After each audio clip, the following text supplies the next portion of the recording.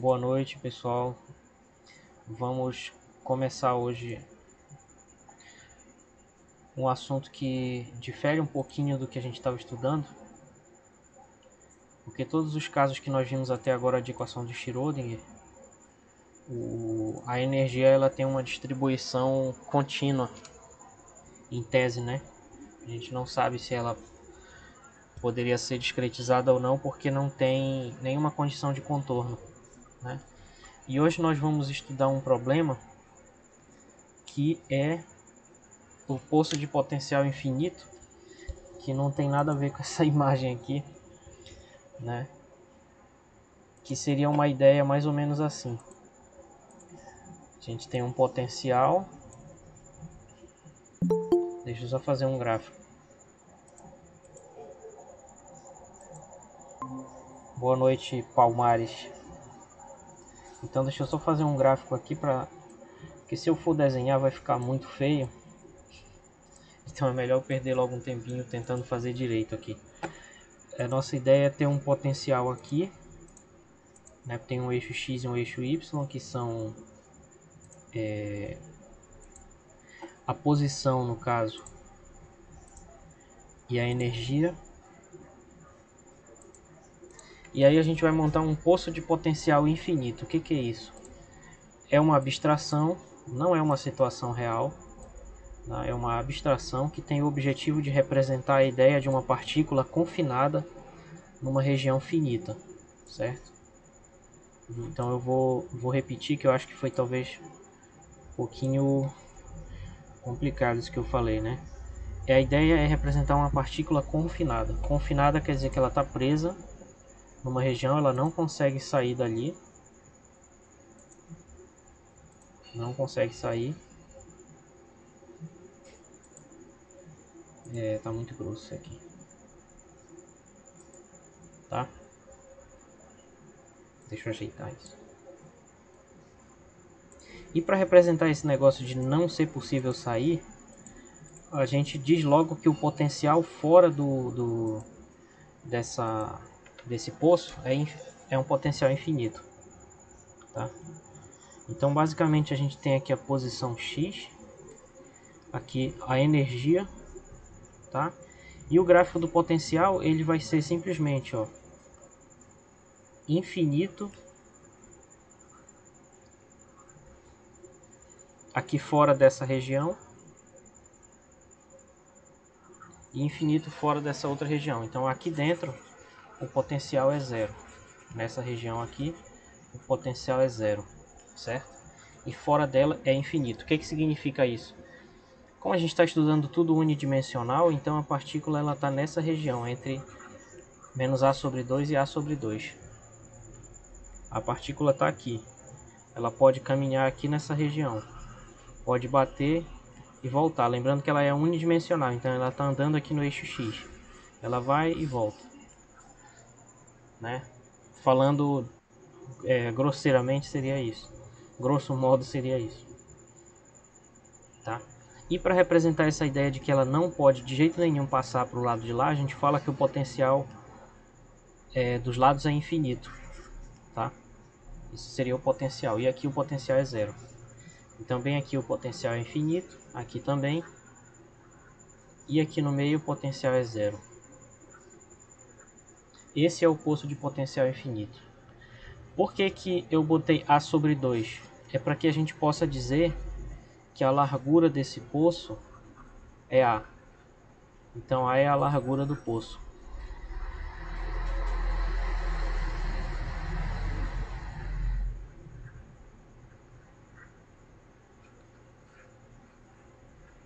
Em outros livros, isso aqui é do Esberg, tá? Nossa referência aqui ainda é o Esberg. Em outros livros, vocês vão encontrar isso assim, talvez. Bem aqui vai ter um comprimento L, ou poderia ser A. E bem aqui seria infinito, infinito, e aqui seria zero. Então em outros livros você pode encontrar dessa forma aqui.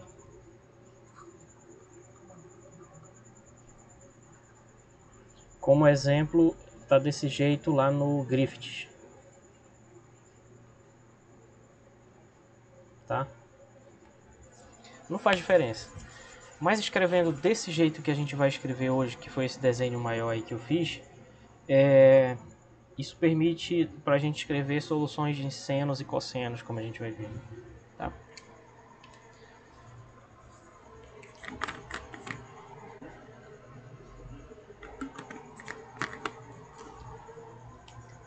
Então não vai ser nenhuma conta super complicada, vai ser bem tranquila essa conta. Mas vai aparecer uma coisa nova que ainda não tinha aparecido nos problemas que nós já estudamos até agora, que é a quantização da energia, né? Uma coisa muito importante, que vocês devem lembrar que isso é o fundamento da nossa compreensão sobre o átomo, né? Bom, então a partícula confinada significa que o potencial é zero nessa região aqui, tá? Então esse potencial V de x vai ser zero se o x está nessa região entre menos a sobre 2 e a sobre 2, e vai ser infinito se o x está fora dessa região. Então vocês têm que ter consciência, e eu também, de que isso é só um modelo matemático e que isso daqui representa uma outra situação, representa uma situação física. Por exemplo, uma situação mais realista seria algo assim, ó, tem um potencial muito grande ali, ele tem uma queda aqui, oscila, depois ele cresce, tá? Então isso aqui seria uma situação real, um potencial grande lá em cima e aqui zero. Que a gente sempre pode dizer que o potencial é zero num determinado nível, né? Ele está sempre definido a menos de uma constante, não influencia. Só influencia na redefinição da energia e tal. Então isso aqui seria uma situação real, e uma partícula com uma energia muito baixa comparada com essa altura, a gente pode considerar que essa barreira é infinita. Então essa seria uma situação mais realista, onde teria um potencial assim, e isso pode acontecer numa situação atômica, etc. Etc não, numa situação atômica aí específica. Tá? Então, para a gente resolver esse problema, tem que resolver a equação de Schrödinger, que é uma palavra que vocês podem falar de qualquer jeito e sempre vai estar certo. Tem gente que fala Schrödinger, Schrödinger, Schrödinger, Schrödinger, Schrödinger, de qualquer jeito está certo, porque está sempre errado mesmo, a gente não vai falar igual o alemão fala.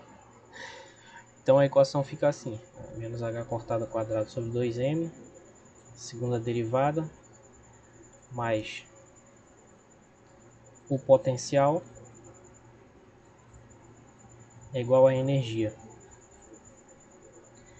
E aqui o potencial ele vai ser zero dentro, porque nós só vamos resolver dentro, não tem como a gente dizer o que acontece quando esse potencial é infinito, a equação diverge, não faz sentido. Então a gente só vai estudar a partícula confinada lá dentro daquela região na qual o potencial é zero. Então a equação de Schrödinger fica essa aqui.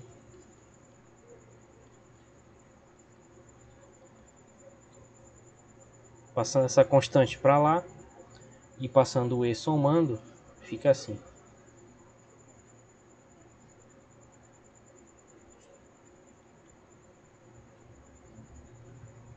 Tá, então essa é a equação que nós vamos resolver.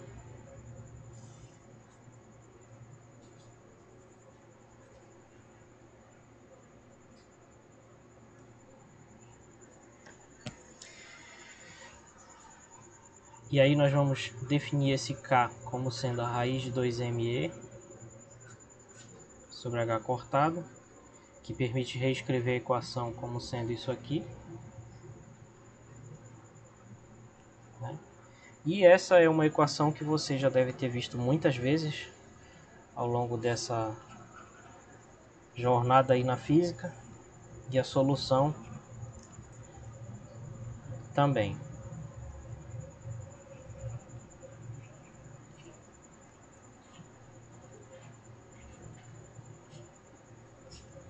Então a solução geral é uma constante vezes o seno de kx mais uma outra constante vezes o cosseno de kx. Essa é a solução geral. Tá? Então, sem muitos cálculos hoje, a solução geral é essa.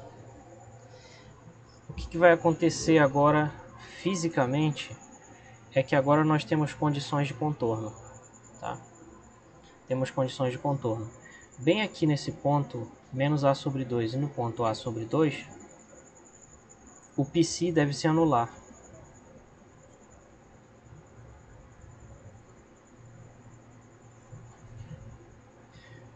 Por quê? Porque senão existiria uma probabilidade x aqui da partícula estar nesse ponto, né? Já pensou se a densidade de probabilidade fosse assim? E imediatamente depois desse ponto a probabilidade é zero, porque tem uma barreira infinita. Então, para que a função de onda seja contínua, que é uma exigência matemática, né, da teoria, ela tem que se anular nas bordas para que ela seja zero fora das bordas também, certo? Então nós vamos colocar condições de contorno agora.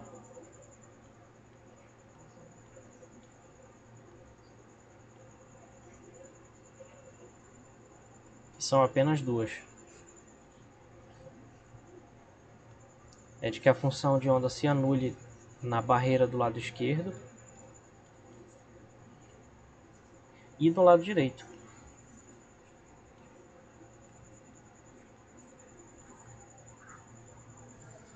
Tá? Então, substituindo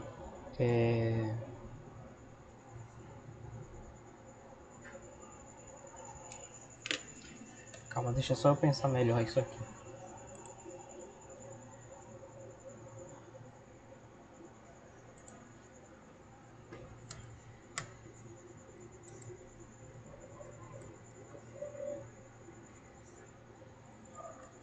Então, substituindo isso nas equações,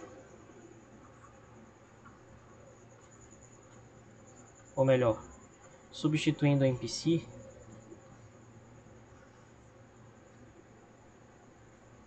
vai ficar assim. A gente vai ter duas equações, então vai ter uma equação 1 aqui. Quando a gente substituir menos a sobre 2 igual a zero, vai ficar zero.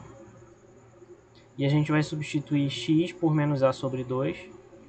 Então vai ficar a seno de k vezes menos a sobre 2 mais b cosseno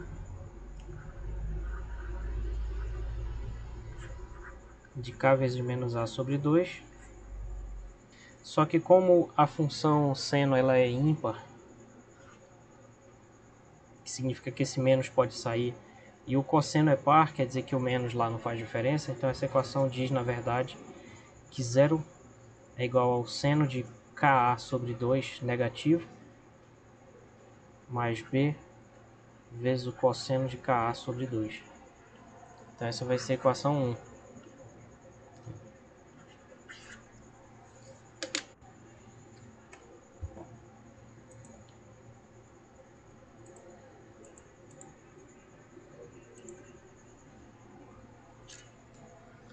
Agora, substituindo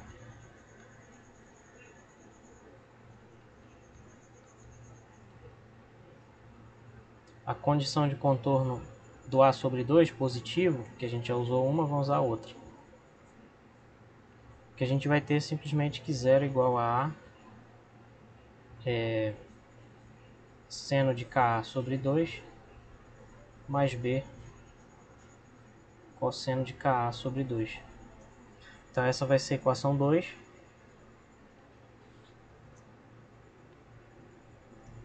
Então vejam que nós temos duas equações aí que elas têm basicamente essa forma aqui, ó. A equação 1 ela tem essa forma, tipo alfa mais beta igual a zero. E a equação 2 ela tem essa forma, menos alfa mais beta igual a zero, sendo alfa isso aqui e beta isso aqui.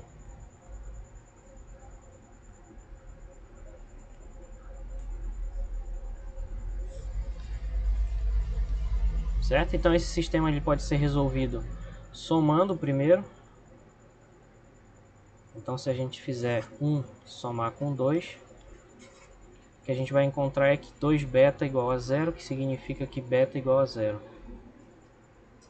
O que significa no nosso problema que esse número aqui é zero. Então b cosseno de Ka sobre 2 igual a zero. E depois, se a gente fizer a equação 1 e subtrair a 2 dela, isso vai ficar 2α igual a zero, que significa que alfa igual a zero. O que significa, em termos do que a gente está fazendo, que essa grandeza aqui é zero. A seno de K sobre 2 igual a zero. Então, pessoal, nós temos agora um novo sistema de equações.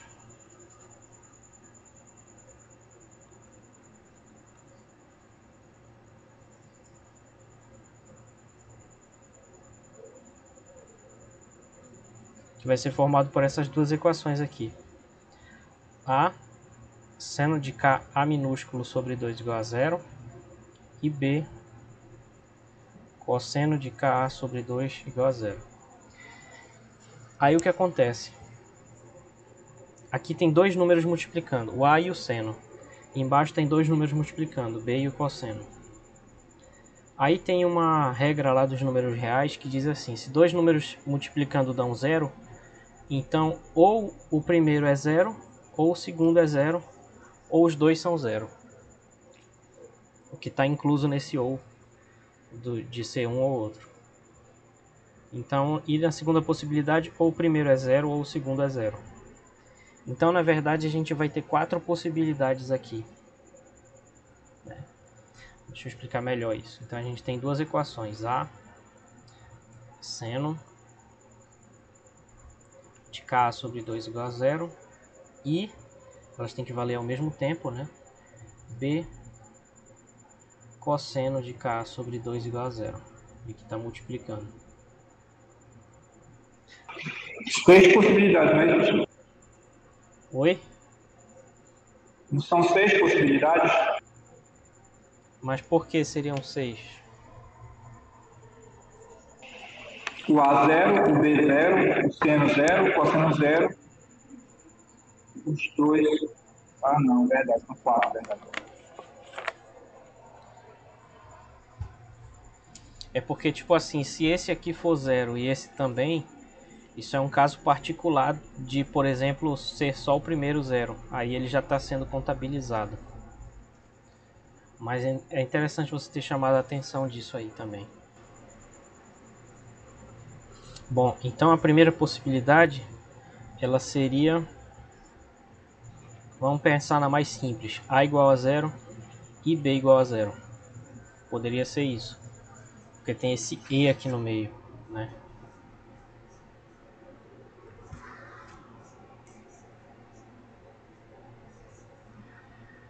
Mas o que aconteceria se fosse essa possibilidade?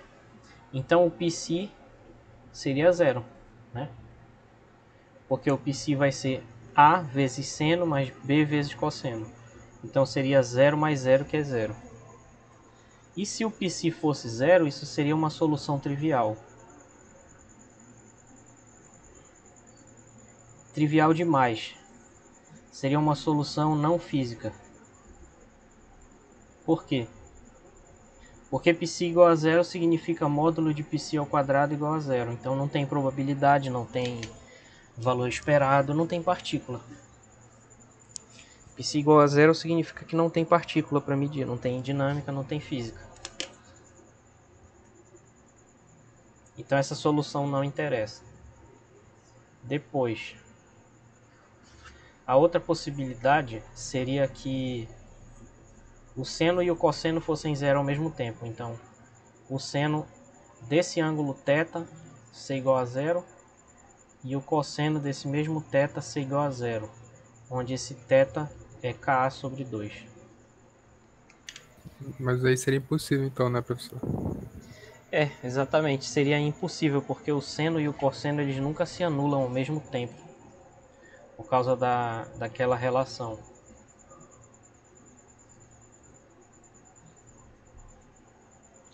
Quer dizer, tem mil maneiras, né, de pensar isso, mas é impossível. Por exemplo, uma maneira de pensar por que isso é impossível é porque a soma dos quadrados deles sempre tem que estar 1. E se os dois fossem zero ao mesmo tempo, zero seria igual a 1. Seria uma contradição muito doida. Ou então a gente pode pensar no ciclo trigonométrico, que eu sempre gosto de pensar em termos dele. A gente pega um ângulo θ bem aqui. A abscissa vai ser o cosseno. E a ordenada aqui vai ser o seno. Não tem como eles serem zero ao mesmo tempo, porque quando o cosseno for zero, quando o cosseno for zero lá em cima, ou o seno vai ser 1 ou menos 1, né? E por sua vez, quando o seno se anular, o cosseno vai ser 1 ou menos 1. Então não tem como.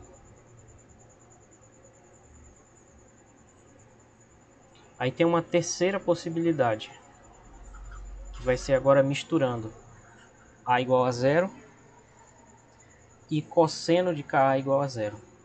E aí a terceira e a quarta possibilidade vão ser as possibilidades que vão nos interessar. Então eu já vou avisar isso e dar um destaque aqui. Já vai ser as possibilidades que vão nos interessar. Então a terceira seria A igual a zero e o cosseno igual a zero. Bom, se A igual a zero e a expressão de π é essa toda aqui, e se o A é zero, então vai sumir esses dois primeiros. Esse primeiro termo aqui vai ficar só B cosseno, certo? Então nessa terceira possibilidade, a função π vai ser simplesmente B cosseno de Kx. E esse cosseno de Ka sobre 2 igual a zero vai significar alguma coisa que nós vamos ver devagar aí. Vamos analisar ainda a quarta possibilidade, mas como a terceira já nos interessa, elas vão dar o que nós vamos chamar de soluções do tipo 1 aqui. Olha que legal, já está aqui o slide. Tá? Vai dar as soluções do tipo 1, que nós vamos chamar. Vamos analisar primeiro o que significa esse cosseno igual a zero. Cosseno de Ka sobre 2 igual a zero é um tipo de equação chamado equação trigonométrica, né? Se fosse, por exemplo, 0,2, ia ser meio chato de resolver, que a gente ia ter que usar calculadora ou alguma coisa computacional, não sei o que. Mas como não é o caso, a gente pode resolver na mão. E a solução, entre aspas, na mão, ela vai ser isso aqui, que o cosseno ele vai se anular, olha só quando. Esse aqui é o cosseno. Então, quando for aqui no π sobre 2, por exemplo, o cosseno vai dar zero. Ou então, quando a gente andar mais π aqui e chegar em 3π sobre 2, que na verdade é π sobre 2 mais π, ele vai se anular de novo. Aí, se a gente andar mais π, a gente vai chegar agora no π sobre 2 mais 2π. Porque vocês sabem que π é 180 graus, né? Aí se a gente andar mais π de novo, a gente vai chegar em π sobre 2 mais 3π. Então já deu para pegar a ideia, né? O cosseno vai se anular quando ele for igual a π sobre 2 mais um certo número inteiro vezes π. Que eu não comentei ainda, mas a gente poderia ter andado no sentido inverso. E andando no sentido inverso daria menos aqui. Então, para a gente não botar um mais ou menos, a gente fala que é m, onde m é um número inteiro. Ou seja, pode ser qualquer número, menos 3, menos 2, menos 1, 0, 1, 2. Estou tirando isso aqui do Esberg e ele não comenta esses detalhes do meio da conta, mas eu achei... Eu acho que justamente porque ele não fala, eu tenho que falar, né? Senão... Senão eu fiz besteira, né? O Ka sobre 2 é que vai ser isso, porque o cosseno de Ka sobre 2 é igual a zero, vai implicar isso.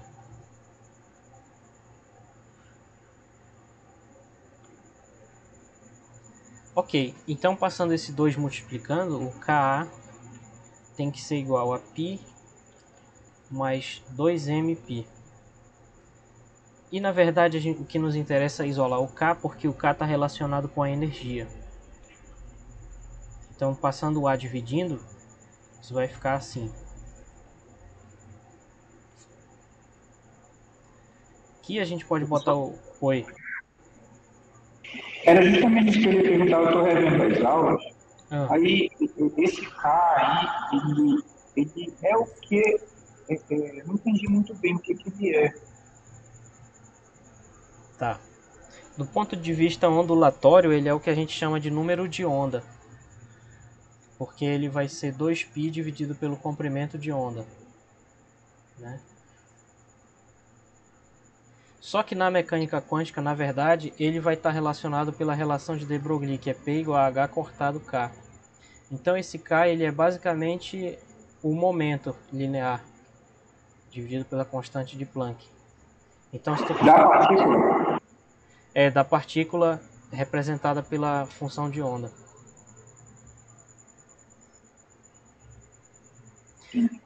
Aí o que a gente vai ver é o seguinte, tipo, esse K pode ser igual a...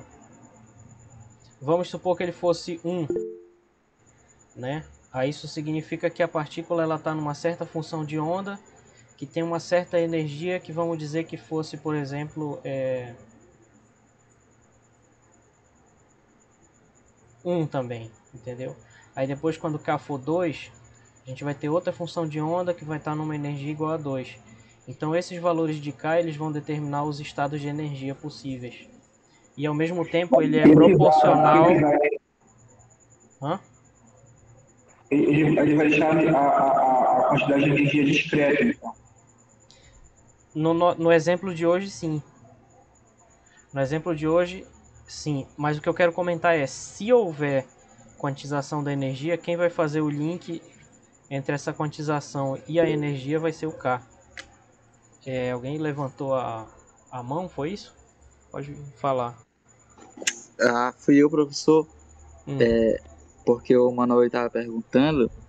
Aí eu vi muito mais esse K, justamente como ele faz o parâmetro entre no caso, o comprimento de onda e o momento, né? No uhum. caso, ele é muito mais como um parâmetro, que, tipo, como o senhor falou, que faz essa ponte entre, se a gente for pegar e ver o momento e o comprimento de onda, é justamente o parâmetro que a gente usa para a gente fazer essa ponte que tem, justamente o parâmetro que a gente usa para a gente relacionar o momento, que é uma coisa corpuscular, Uhum. com uma coisa ondulatória, que é o comprimento de onda. Aí, tipo, o K, ele ajuda a gente a fazer essa relação. Eu acho É. que mais ou menos isso. Sim, eu acho que é isso que você falou, sim. O que eu falei, o que você falou, eu acho que o que o Manuel, certo? Falou também, eu acho que são coisas que se complementam.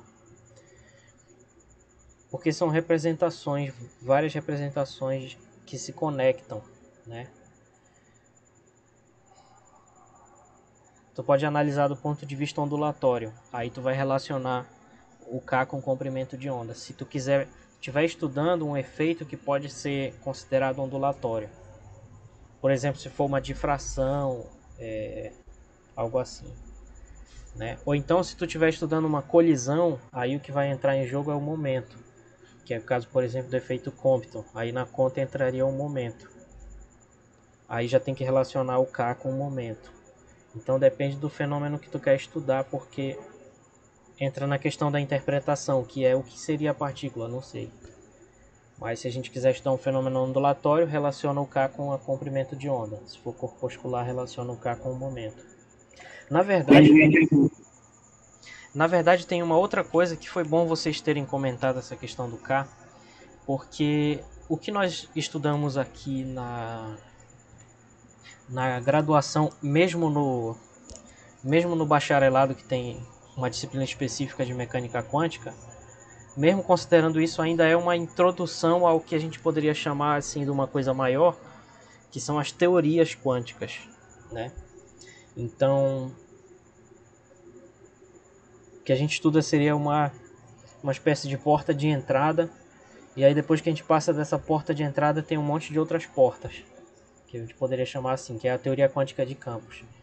Então lá é feito um estudo sistemático de sistemas de partículas elementares, certo? E lá eles relacionam esse K com a transformada de Fourier, certo? E ao mesmo tempo ela continua sendo isso aqui, H cortado K. Então por isso os físicos de partículas, quando aparece esse K, eles falam: ah, a gente está no espaço de Fourier. Eles gostam de falar assim. Porque quando a gente usa o K, na verdade ele é um momento linear, ou então espaço dos momentos. Eles gostam de falar assim. E às vezes é muito mais fácil trabalhar com o próprio momento linear do que com a própria posição, dependendo do problema. Então, no estudo de física de partículas, esse K, ele não é apenas uma... Porque quando a gente define, parece uma coisa inocente. Não, a gente está só simplificando a equação, mas não é bem isso. Ele tem um significado profundo, né? Então é bom a gente, de fato é bom a gente ter essa noção também.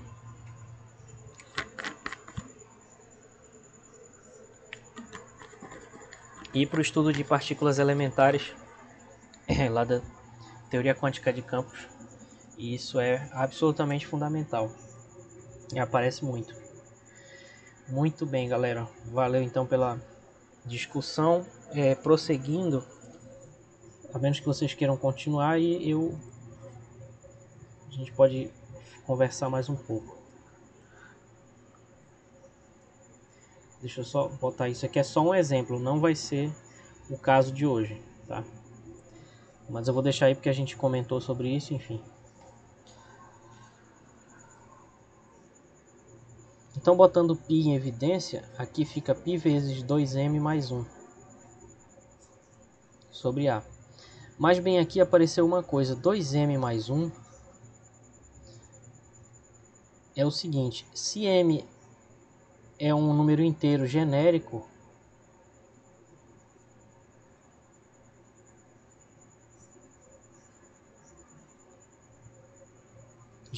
né, que é um m, pode ser qualquer um, então 2m mais 1 vai ser sempre ímpar, né, pessoal?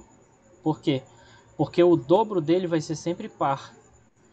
E aí a gente soma 1 e vai dar ímpar. Vamos pegar, por exemplo, se fosse m igual a 1, ia ficar 2 mais 1, 3, que é ímpar. M igual a 2, ia dar 5.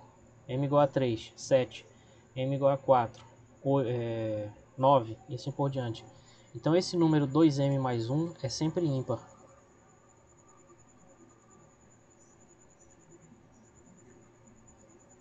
Então a gente pode substituir ele por um n.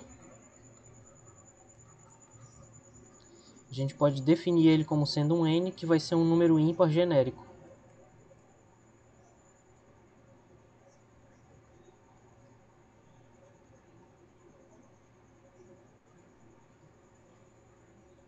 Deu para entender isso, pessoal?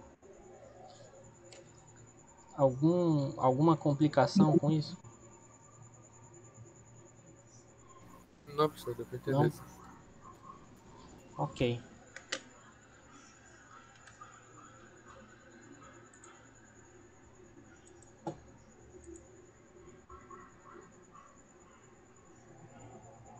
Então, por esse motivo a gente pode dizer então que o K ele vai ser nπ sobre A, onde n é ímpar.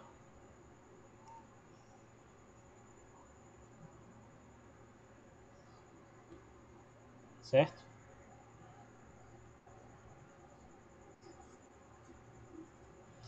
E isso são as soluções do tipo 1. Vai ser justamente esse psi que agora a gente vai ter que indexar com o índice n, porque o k agora vai ser um kn, porque ele depende desse número inteiro n, que é ímpar. Então ele vai ser nπ sobre A, e voltando aqui, o psi vai ser b cosseno desse número vezes x, porque foi a conclusão que a gente chegou bem aqui. Então esse psi vai ser 1b. Agora, para cada função vai ter uma constante de normalização.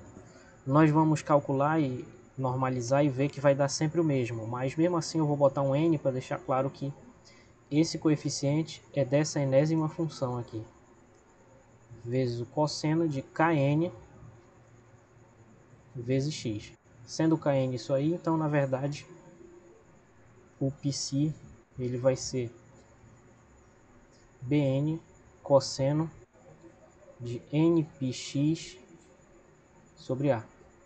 Então essas vão ser o primeiro tipo aqui de soluções. Diga, Palmares. Professor, desculpa interromper, é que o senhor falou que esse BN, quando a gente normalizar essa solução, ele vai ser sempre o mesmo. Aí a dúvida que eu tenho é que eu queria saber se esse BN, por ele ser sempre o mesmo, ele está relacionado com por isso aí ser um estado estacionário, se tem alguma relação da constante de normalização ser sempre a mesma.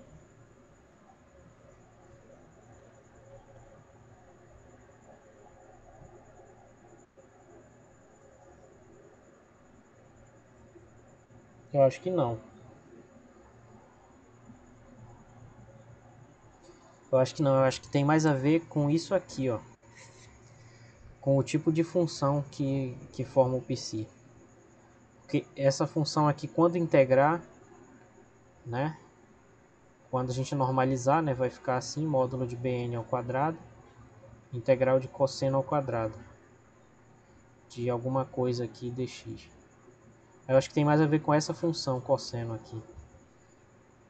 Porque é possível que, se fosse outra função, o resultado dessa integral dependesse de n. Mas a gente vai ver que ele não depende, ele vai dar a sobre 2. Não vai depender do n aqui. Mas em princípio é possível que, se fosse outra função, a integral daria outra coisa, poderia dar a vezes n. Aí de fato existiria uma conexão entre esse b e o número n aqui. É que eu estou tentando lembrar, eu acho que já vi algum exemplo em que dependia. Então eu acho que não seria essa a regra de ser estacionário ou não. A menos que tu tenha visto em algum lugar e esteja me testando. Aí eu quero aprender realmente. Eu quero falar besteira.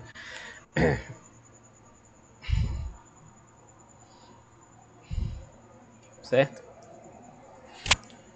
Já viu em algum lugar ou realmente isso era só uma curiosidade? Porque eu não quero falar merda.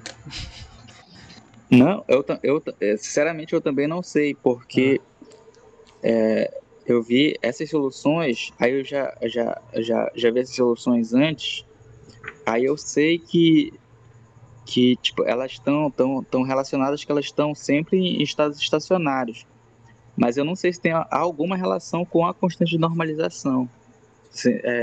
Realmente eu não sei.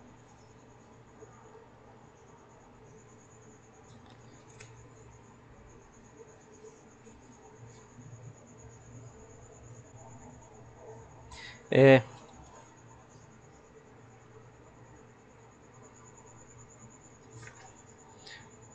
eu acho que vai depender da situação.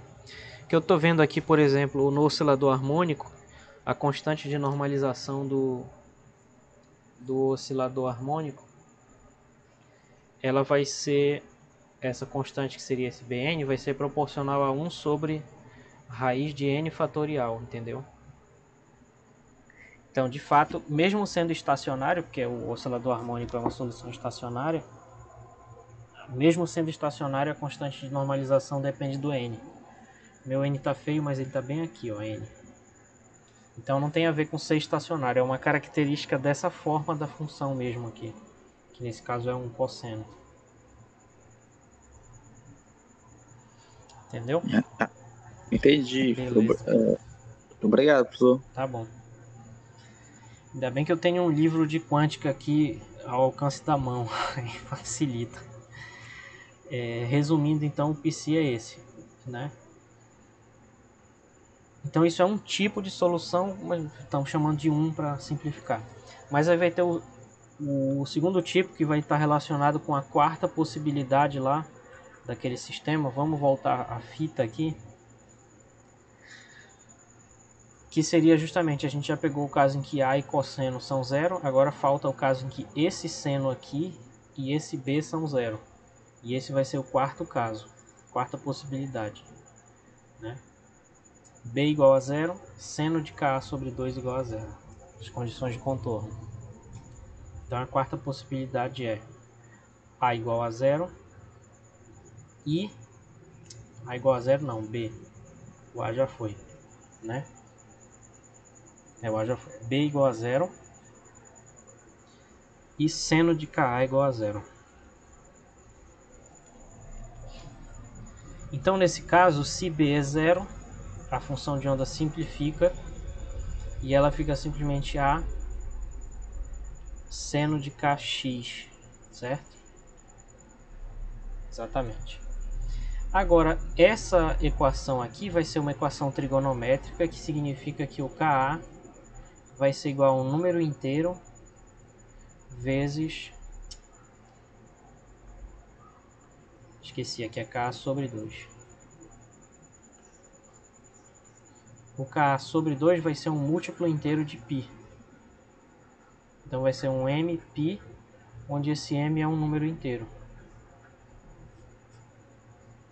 Então, novamente, o que nos interessa é o K, porque o K é tudo aquilo que a gente já conversou. Então a gente passa o A sobre 2 que está multiplicando, a gente passa invertido para o lado de lá. Então o K vai ser 2mπ sobre A. E aqui, certo pessoal? Então até aqui todo mundo chegou? 2mπ sobre A. Então tem uma observação aqui que diz o seguinte, né? Sendo M genérico,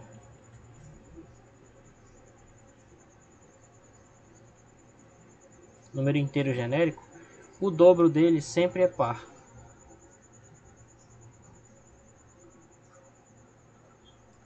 Então a gente pode chamar ele de um N,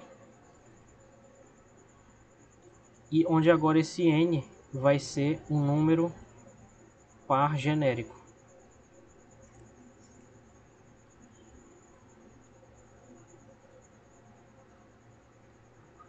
Certo? Por quê? Porque todos os números pares eles são o dobro de um número inteiro. Então se o M for 1, o N vai ser 2. Se o M for 2, o N vai ser 4. Se o M for 10, o N vai ser 20. Então o N vai ser sempre par. Então em vez de escrever 2M, a gente pode escrever com um N, só que observando agora que o N ele deve ser par. Então agora a gente vai ter K igual a 1N vezes π sobre A, onde esse N é par. Então a solução vai ser agora um πc igual a A vezes o seno de nπx sobre A, onde esse N é necessariamente par. Um número inteiro par, 2, 4, 6, ou negativo também. Mas a gente vai excluir os negativos daqui a pouco. E agora, como isso que está aqui dentro depende de n, então a constante de normalização também vai depender e a função de onda também vai depender. Então esse vai ser o K. E essa aqui vai ser função de onda psi. Com essa observação de que o n é par. Beleza?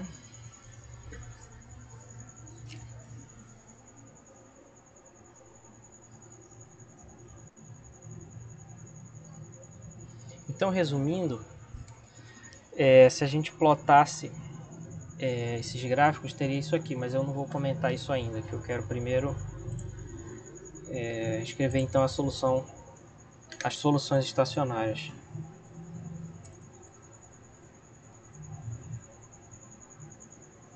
Resumindo, o que nós temos é o seguinte.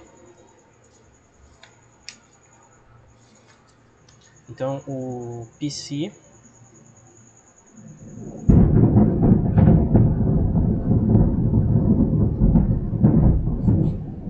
psi de x vai ser AN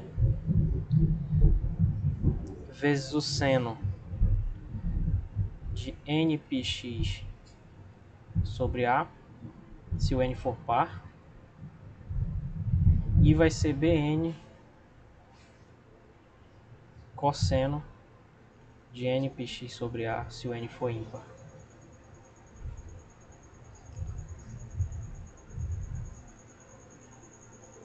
Então o que é que a gente faz? A gente vê o seguinte, por exemplo, eu quero plotar o psi3. Aí eu vejo primeiro, 3 é ímpar. Como é ímpar, significa que eu tenho que pegar aqui dessa segunda linha. Então ele vai ser o B3 cosseno de 3πx sobre A. Deu para entender? Agora, se eu quisesse o psi10, aí eu tenho que ver o seguinte, 10 é par. Então, para pegar o psi10, eu tenho que pegar lá da primeira linha. Então, vai ser um AN, que no caso vai ser A10, vezes o seno de 10 vezes πx sobre A.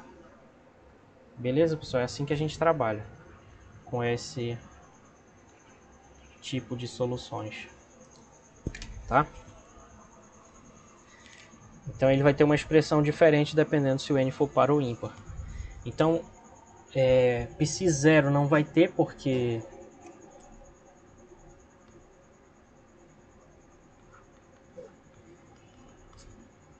se o n for 0, 0 é par.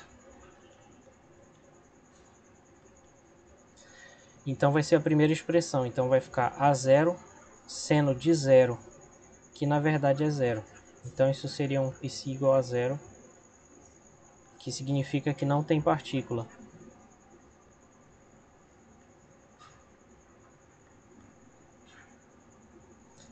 Beleza, pessoal? Então a gente exclui o n igual a 0. A gente começa do 1.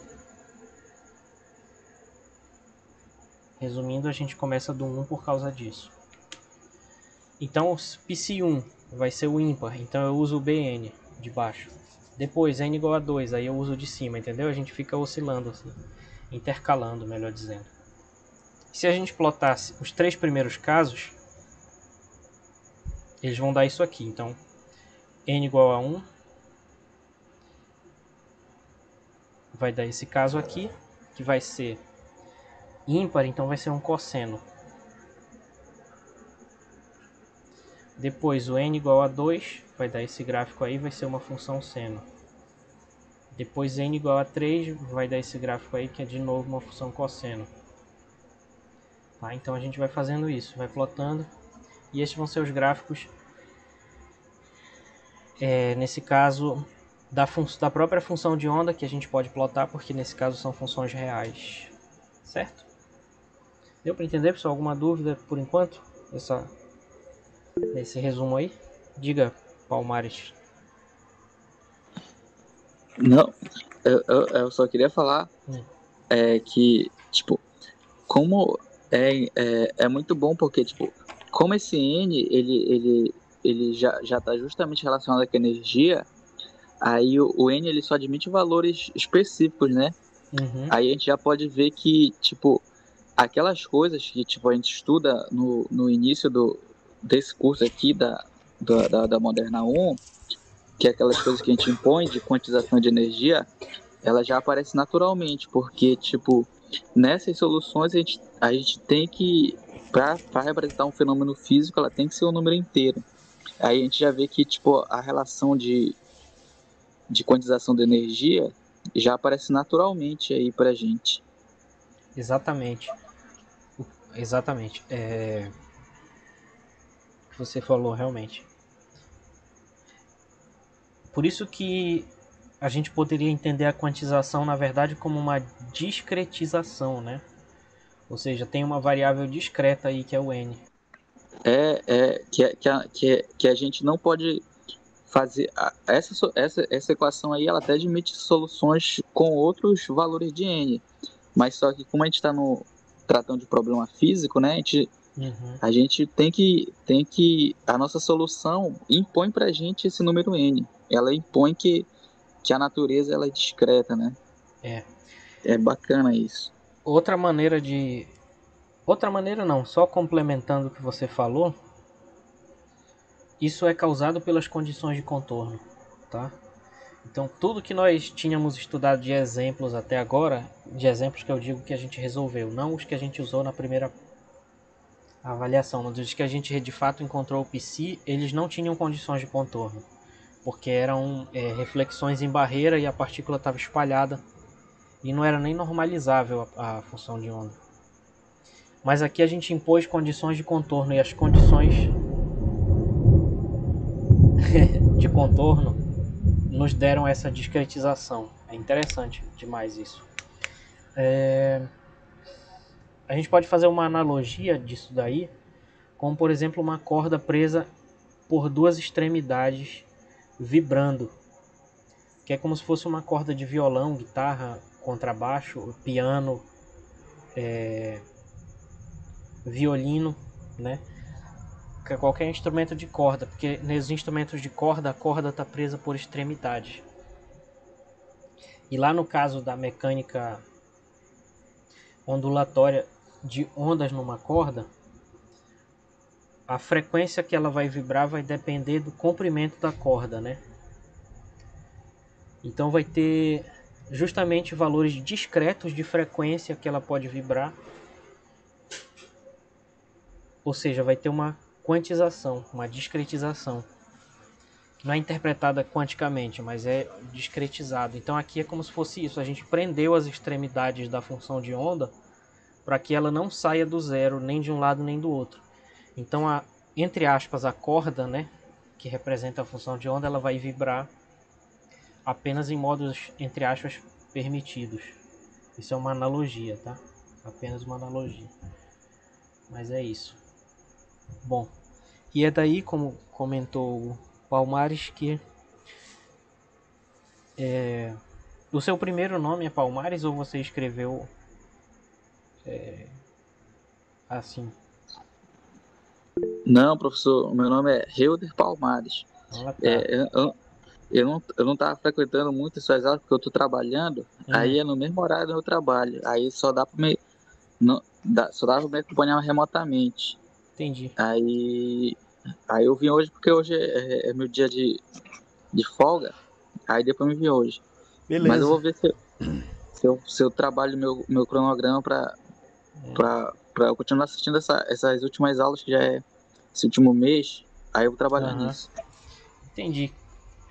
Beleza, então.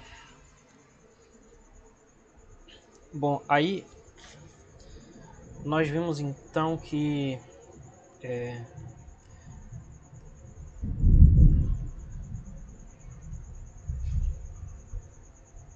então nós vimos que o K, por um lado, ele é raiz de 2ME, onde esse M aqui é a massa, né? Não confundir esse M com aquele M que eu escrevi ainda agora, não tem nada a ver, esse M é a massa. Mas ao mesmo tempo nós vimos que esse K, ele depende na verdade de um número inteiro N, e que ele vai ser Nπ sobre A. Se vocês repararem, tanto no caso do N par como do N ímpar, a gente chegou na mesma relação.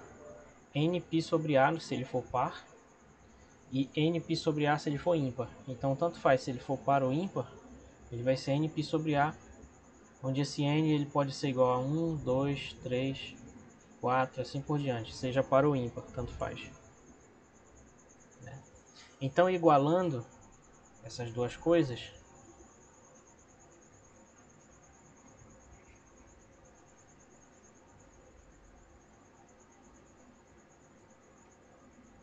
o que a gente vai obter é que raiz de 2ME sobre H cortado é igual a Nπ sobre A. E resolvendo para o E, a gente encontra que E vai ser igual a N ao quadrado, H cortado vai ser H cortado ao quadrado, π ao quadrado, sobre 2M A ao quadrado, N ao quadrado. Tá?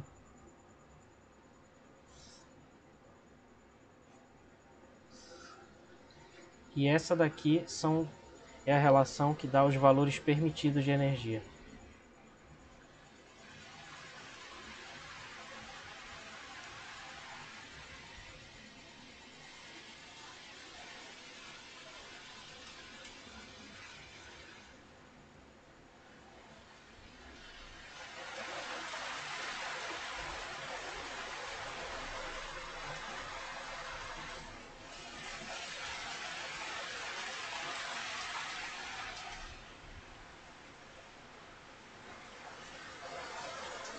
Então os valores de energia são discretos, de tal modo que a gente poderia fazer uma ladeira aqui com esses valores, né? Deixa eu só repetir aqui.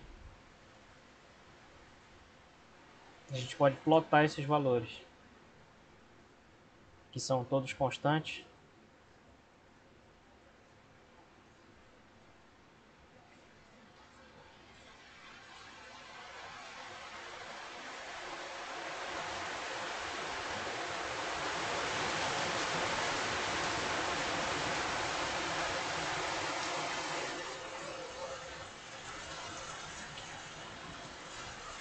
E começou a chover muito forte aqui, então se eu sumir do nada, acabou a aula.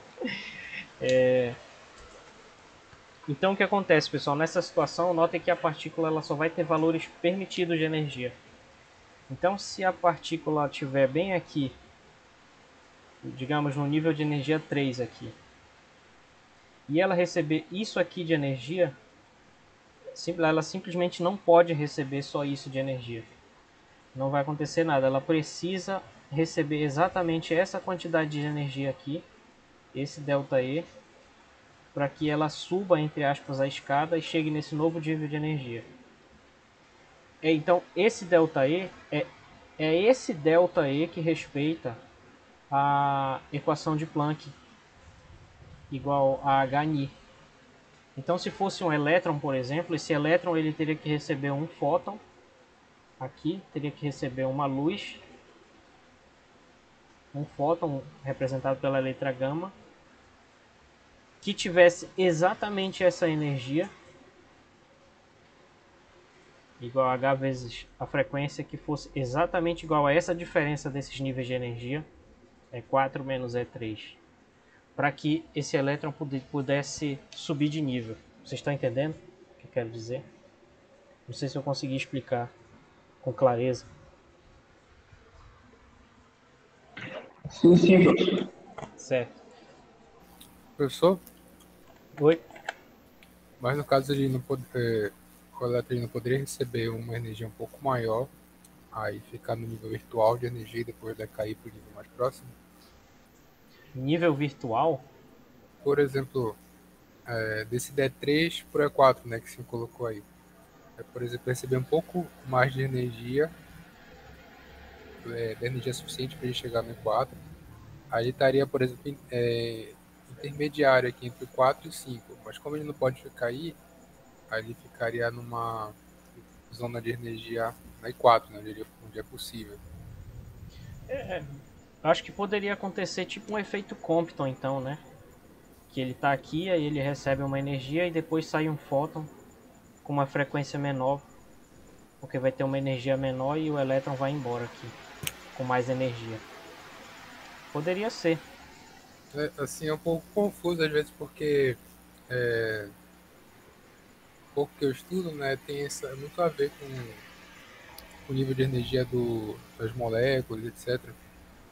Então, alguns efeitos, né, que acontecem, eles nos livros, né, dizem que chega no nível virtual, mas assim, teoricamente, né, recebe um pouco mais de energia do que o necessário. Por exemplo, ele está no E4, ele chega entre o E4 e E5, mas não pode ficar lá, aí decai para o E4, aí libera uma certa radiação, por exemplo, comprimento de onda.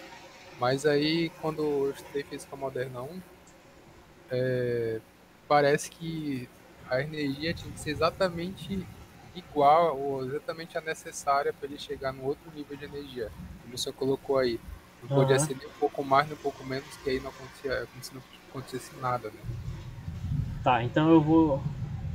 Obrigado pela correção aí. Deixa eu pensar um pouco. Na verdade, o que acontece é, se ele receber uma quantidade de energia exatamente igual a essa que ele precisa para subir o nível, então ele vai subir o nível e o fóton vai desaparecer, porque vai ser absorvido pelo elétron. Então não teria esse fóton aqui. Agora, se ele tiver uma energia maior, ainda vai ter um fóton defletido aqui, né? E o elétron vai sair para cá. Seria um efeito Compton nesse caso. É um elétron parado aqui, entre aspas parado, né? Ele recebe uma luz aqui e sai uma luz com uma frequência menor, comprimento de onda maior.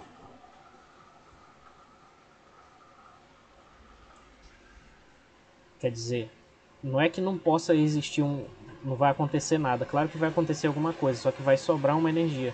Mas se essa energia for pequena, aqui o elétron ele não consegue ficar nesse nível de energia bem aqui, porque ele não está dentro dos valores permitidos. Então ele só vai conseguir subir até o nível E4 e vai sobrar, entre aspas, esse fóton aqui. Eu acho que seria mais ou menos isso. Se houver algum detalhe mais complexo que isso em teoria quântica de campos, eu posso estar errando. Mas eu acredito que dentro da nossa lógica aqui do que a gente está estudando, a resposta seria essa. O raciocínio seria esse. Diga.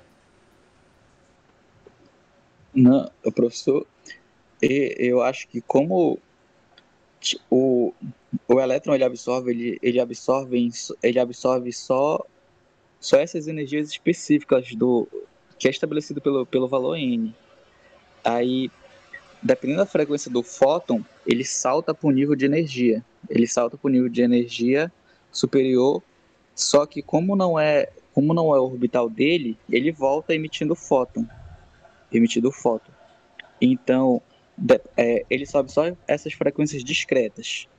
Mas se eu der um valor maior para ele absorve, vai até o nível máximo, o nível discreto máximo, e depois ele volta. Como não é o orbital dele, ele volta e emite o fóton.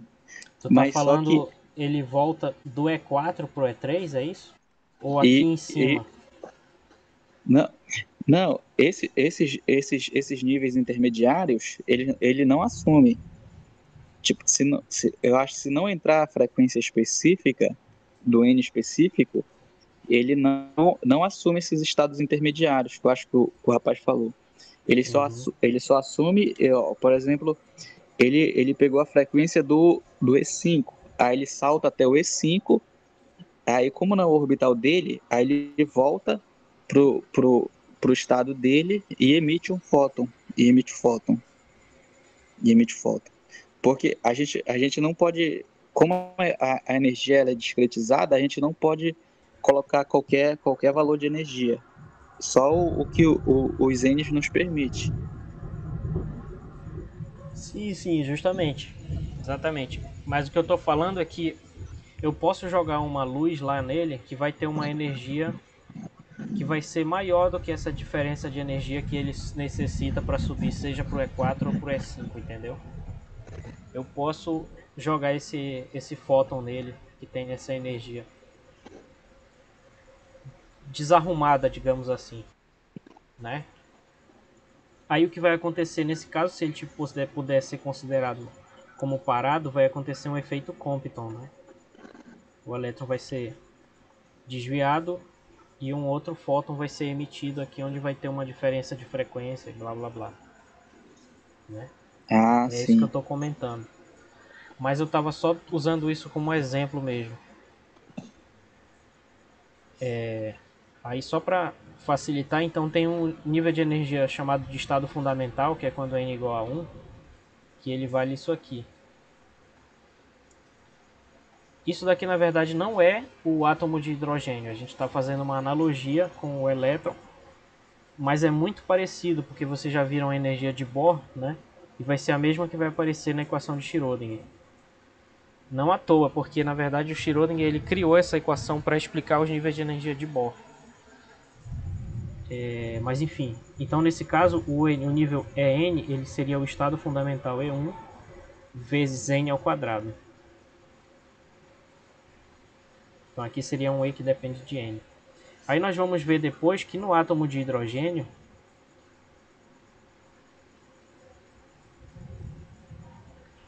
esse nível de energia EN ele vai ser igual à energia do estado fundamental, não vezes, mas sim dividido por N ao quadrado. Então ele vai diminuindo a diferença entre os níveis de energia quando o N aumenta, é um comportamento diferente. Mas a ideia é a mesma, né? Então eu gosto muito desse problema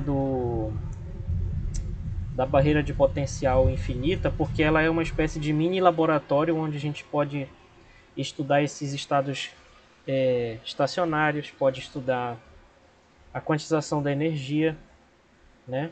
E é muito parecido com o problema do átomo de hidrogênio, a não ser pelo fato de que lá é bem mais complicado a matemática dele, né? E a interpretação é um pouquinho diferente. Mas é mais ou menos isso. Aí só para finalizar, eu vou só escrever aqui para vocês que a normalização ela nos mostra que o AN na verdade é igual a raiz de 2 sobre A e o BN também. Então isso aí vocês podem verificar, porque inclusive eu acho que nós já fizemos isso na primeira prova. Então com isso o PCN vai ser na verdade raiz de 2 sobre A seno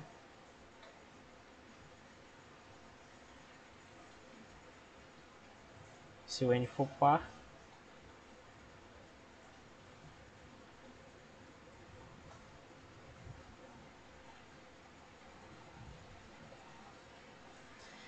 beleza, pessoal? Gostei muito de discutir física com vocês hoje. De fato, vocês... Eu acabei juntando tudo. Trouxeram questões muito interessantes. E eu sei que algumas eu não resolvi porque, na verdade, se a gente for parar para pensar, tudo isso daqui é uma grande modelagem. A gente, na verdade, está na grande questão que o Bohr levantou. Que é justamente, se eu não posso ter certeza do que eu estou vendo, porque o próprio ato de ver significa jogar um fóton e receber outro. Então, será que eu posso falar sobre esse processo? Eu não posso sequer ter certeza se o elétron e o fóton são uma onda ou uma partícula, porque isso são conceitos macroscópicos. Lá a gente está em outro mundo, que é o mundo microscópico. Então, a gente está lidando com uma essência desconhecida. E nessa essência desconhecida a gente está... E o próprio ato de tu tentar desvendar essa essência já transforma totalmente a resposta. Exatamente. Porque justamente quando a gente joga um fóton, já pode acontecer um efeito Compton. Pode ser que o elétron suba de nível e desça, se for um átomo de hidrogênio. Mas se for um elétron mais ligado mais fortemente, né? É muito interessante de fato. Bom, pessoal, então se não houver mais nenhuma questão, seria isso hoje. Eu acho que não é a questão 6.8, a questão 6.8 do Esberg, a seção 6.8 lá. Se não houver mais nenhuma questão, a gente terminaria aqui. Alguma questão? Não, professor, nenhum. Muito obrigado. Boa noite. Muito obrigado. Boa noite. Valeu, galera. Boa noite para vocês aí. E até quarta-feira. Valeu, professor. Boa noite. Boa noite, Leandro, Manuel e